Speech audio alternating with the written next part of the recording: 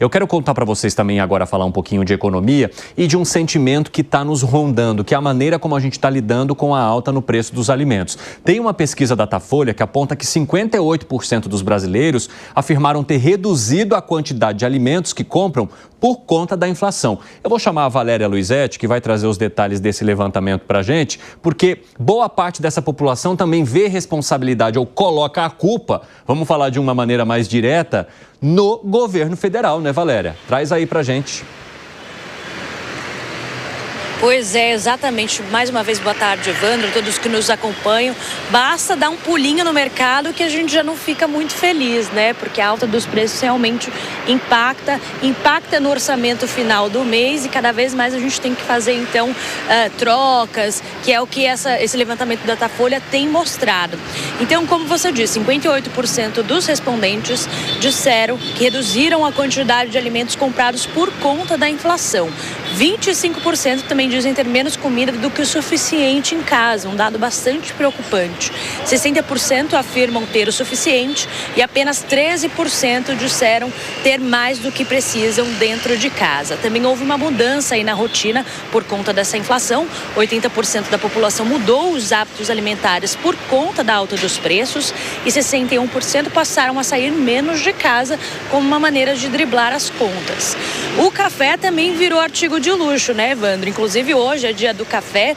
Ele subiu 77,8% em 12 meses e 50% dos entrevistados disseram que trocaram de marca por um mais barato e 49% reduziram o consumo da bebida. Outras medidas também foram tomadas, então, por esses entrevistados para cortar os custos. 50% reduziram o consumo de água, luz e água, 47% buscaram outra fonte de renda, 36% diminuíram compra de remédio e além de outros cortes, como 32% deixaram de pagar dívidas e 26% deixaram de pagar contas da casa. E como você trouxe, responsabilização do governo pela alta dos preços. 54% culpam o governo Lula pela inflação dos alimentos, 29% atribuem pouca responsabilidade e 14% isentam o governo. Algumas outras causas apontadas também no levantamento foram a crise climática, as guerras e a crise nos Estados Unidos, e mais da metade da população ainda vê grande responsabilidade do governo federal em todos os segmentos sociais. Bom, Evandro, tudo isso contribuindo então para essa inflação, essa alta dos juros que a gente tem acompanhado, que estão cada vez mais apertados para o bolso do consumidor. Muito obrigado, Valéria. Bom trabalho para você. O Alan Gani, essa pesquisa traz algo do nosso comportamento, que é fazer concessões e trocas diante de um aumento do preço de alguns produtos. O café tem sido um dos que mais influenciam nessas mudanças, nesses ajustes ou até mesmo na maneira como as pessoas vão lidando com as contas, porque parte delas diz que também passou a atrasar algumas contas básicas como luz e água para poder se ajustar com a alimentação. Agora, tem uma questão muito interessante. Elas não falam que isso seria a responsabilidade do aumento do dólar, do movimento internacional. Elas falam, segundo 54%, né? E aí a gente coloca mais da metade. A culpa é de atitudes do governo federal. E isso vai demonstrando e casando diretamente com as últimas avaliações sobre popularidade do atual governo. Gani. Olha só, mas a população não está errada, né, na sua leitura. Por quê? Porque o dólar subiu e atingiu um novo patamar e ficou nesse patamar aí próximo de 5,70, 5,80, de vez em quando chega a 5,60, de vez em quando busca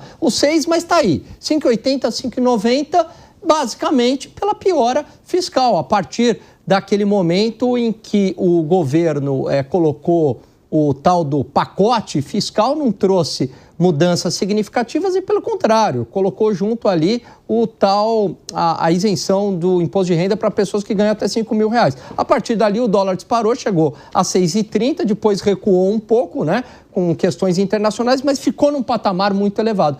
E, evidentemente, que isso, Evandro, encareceu o processo de produção. Muitas commodities são cotadas em dólar, então teve um efeito na inflação. Então, em parte, é sim responsabilidade do governo federal, e a responsabilidade também do governo federal é de uma série de estímulos na economia, numa economia que está com a sua capacidade ociosa no seu limite.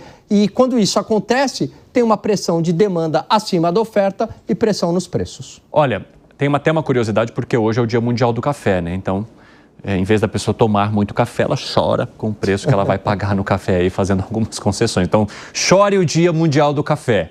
Ou tome um cafezinho mais curto. Agora, 5h28, quem nos acompanha pela rádio, rápido intervalo para vocês. Daqui a pouco espero vocês de volta. Ô Felipe Monteiro, você acha que o governo federal tem dado estímulo demais, tirando uma capacidade que atenda à demanda da população e, consequentemente, levando ao aumento da inflação, que, no fim das contas, acaba tirando ou comendo parte dessa capacidade que a população teria a partir desses estímulos? Cine, eu discordo aqui do Gani, né? Porque eu acho que o problema, na verdade, são de todos os governos, né?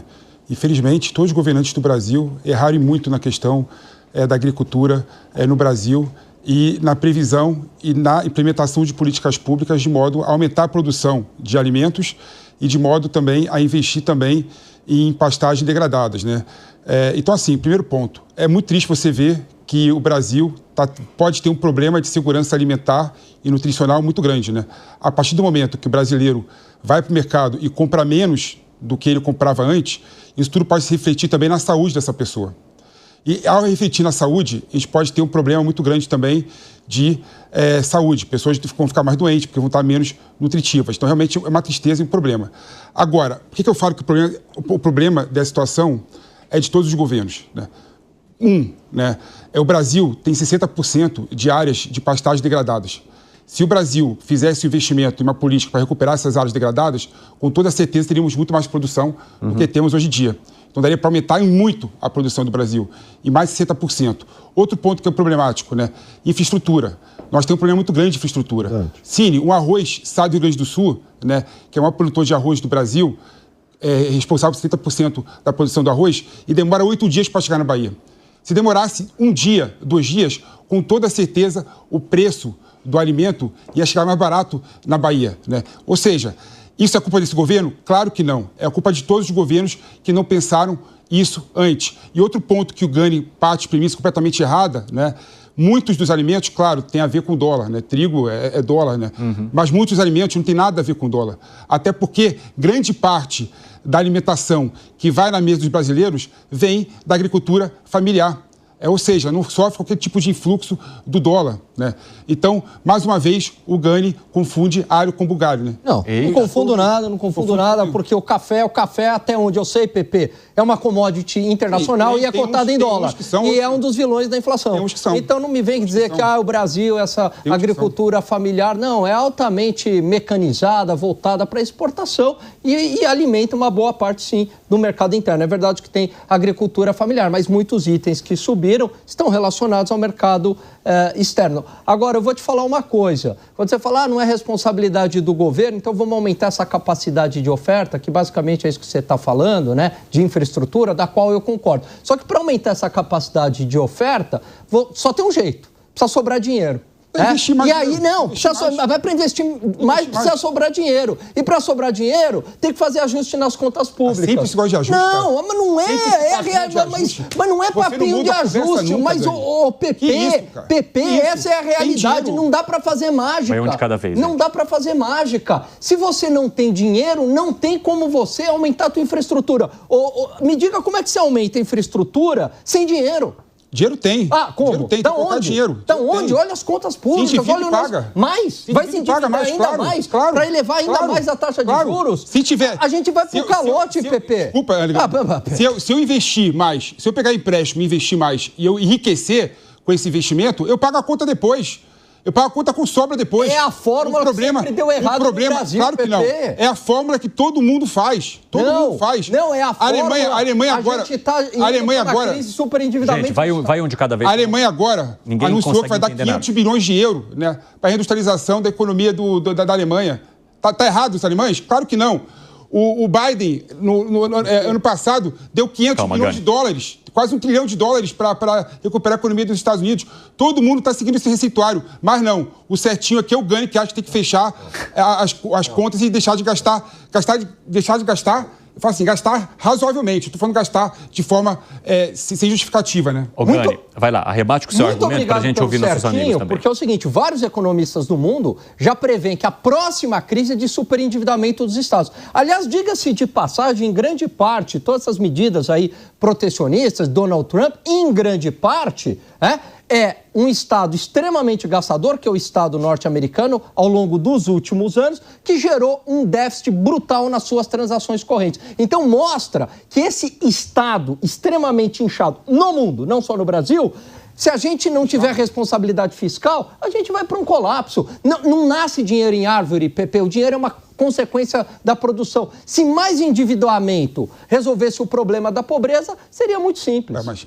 endividamento razoável, bem colocado, bem pensado, é bom, claro que é bom. 80% do PIB, a gente está caminhando 80% do PIB, é bom isso? Com a taxa de juros nesse patamar? Se eu conseguir fazer com que o meu povo emancipe, né, fique mais rico, fique melhor de vida, e eu consigo resolver isso recebendo mais imposto depois, arrecadando mais depois, sem aumentar tributo, pode até diminuir o tributo. Eu até gosto de falar o seguinte... Pepe, não deu certo essa fórmula no Brasil, Pepe?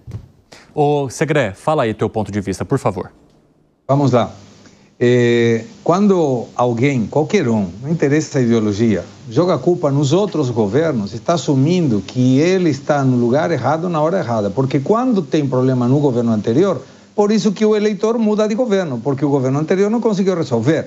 Agora, chegar a ser um governo novo e falar que a culpa foi do outro, é a coisa mais simplista que pode ter. A culpa não é minha, é do Pepe Monteiro. Mas espera aí, você foi votado porque Pepe Monteiro não deu certo. Mas a culpa foi dele. E para que você está aí? Para jogar a culpa nele. Não estou para resolver. A inflação, quando você tem uma alta constante e generalizada de preços, é uma consequência atribuir essa alta, mas qual é o efeito que provocou isso? Qual é a causa dessa situação? Expansão monetária, o governo solta dinheiro. O que é o que está fazendo? Empréstimo consignado, adiantamento do 13º. Você está soltando muito dinheiro na praça que não tem nenhuma contrapartida na oferta. No caso do café, quebrou a produção em Vietnã, segundo produtor do mundo, Brasil primeiro. Quando você tem uma quebra na oferta, naturalmente o preço vai aumentar. E aí qual teria sido a responsabilidade do governo? Atribuir alguma coisa que possa evitar isso. O governo, quando tem essa pergunta, o governo é responsável, 50% colocou que sim. Naturalmente, outros 50% colocou que não, ou que mais ou menos, ou que fosse. Eu teria adorado que agregassem uma pergunta. Você acha que o governo tomou alguma medida que possa coibir esse aumento de preço? E 80% teriam resolvido responder não, porque o governo não tomou nenhuma. Espera que a safra seja melhor, que os anjos colaborem, que as estrelas se alinhem e os planetas também, mas isso não é política pública. Então hoje, se você tem 58% da população brasileira que teve que modificar os seus hábitos de consumo, eu quero entender aonde que está essa melhora de quantidade de gente que deixou a pobreza quando tem um monte que não estava na pobreza, mas que vão começar a ficar com comprometimento das suas necessidades alimentares. Fala, Zé Maria. Conclua, Segredo, desculpa. Não, por favor. Então você vê, por exemplo, tem no Bolsa Família 20 milhões de pessoas, das quais 34,1 estão há mais de 10 anos. 10 anos recebendo uma ajuda social. Essa pessoa não tem condições de trabalhar, se acomodou. Então, o governo precisa, e esse governo está para resolver o que, teoricamente, governos anteriores não conseguiram. Se não, não consigo resolver a incompetência dos governos anteriores e eu passo a ser mais um incompetente. Não é isso o que o eleitor provocou quando votou a esse governo que está agora. E você, Zé, como avalia? Pois é, eu sou um cafezista, né? Como diz um amigo meu, já me evoluí o suficiente para tomar café sem açúcar. Então, assim, mas não acho que o preço do café é que provoca esta reação ao governo. Mas na economia tem um cálculo que eu não entendo, ninguém ainda fez esse cálculo e talvez não consiga pelo número de variáveis, que é esse sentimento de bem-estar. Ele vem de vários setores, não é só do café, mas é do café também. É do pão, é do açúcar, é do feijão, do arroz e sobre a possibilidade de levar para casa, né, com o salário que recebe, aquilo que a família precisa e demanda. Cada família recebe e demanda vamos dizer, uma cesta. Existem várias cestas, né? Para algumas existem vinhos importados, né? A gente vê isso claramente no Natal. Tem vários tipos de cesta de Natal. Então, a vida é assim. Então, esse bem-estar social, né, ele é difícil de ser calculado em porcentagem, em dados matemáticos, mas está aí. É o que eu chamo de data zero. Você chega num restaurante popular, você chega num comércio popular e está o dono, que geralmente num comércio desse é o dono que trabalha ali, dizendo, o dinheiro sumiu. Esta é a frase. O que significa isso? É que o cliente não está indo no seu estabelecimento. E aí começa uma regressão da sociedade econômica. Se você lava o seu carro no lava-jato, você vai lavar o seu próprio carro e já economiza. Em vez de 3 diárias, da diarista, 1 diária. E isso vai impactando para baixo. Então, é esse bem-estar social que está acontecendo, não está bom. O dinheiro sumiu, o dinheiro não está correndo. E aí, o governo tem essa responsabilidade de fazer a coisa fluir, de fazer a coisa andar. E isso não está acontecendo, e é muito claro. Talvez seja por isso, então, que 54% das pessoas coloquem a principal responsabilidade no governo federal e não apenas nas outras questões que foram citadas aqui também durante a nossa discussão.